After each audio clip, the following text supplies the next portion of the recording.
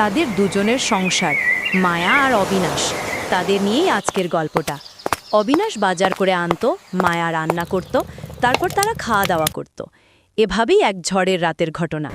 বাইরে তখন ঝমঝমে বৃষ্টি, বিদ্যুতের চমকানিতে কেঁপে উঠছে আধো অন্ধকার মাটির ঘর।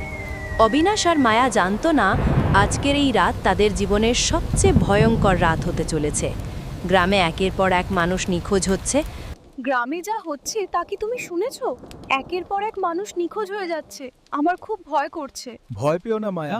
বাইরে কি কেউ দাঁড়িয়ে আছে? এই বৃষ্টিতে কে আসবে? অবিনাশ, জানালার বাইরে কে যেন দাঁড়িয়ে আছে। একটা বিশাল কালো আর এই ছায়া। বৃষ্টির মধ্যেই দরজায় কড়া নাড়ল এক অচেনা অতিথি।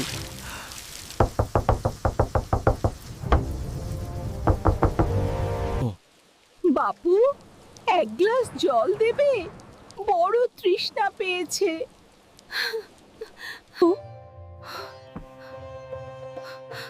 ওনার ছায়া মেঝেতে পড়ছে না কেন?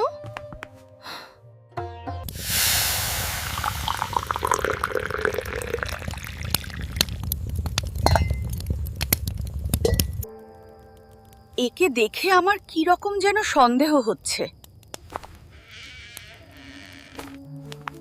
মায়া, তুই ঠিক ধরেছিস।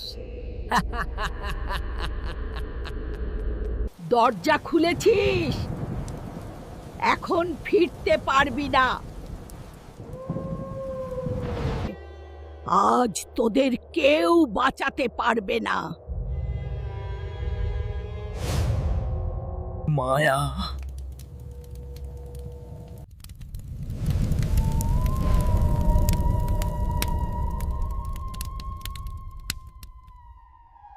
উনি নেই।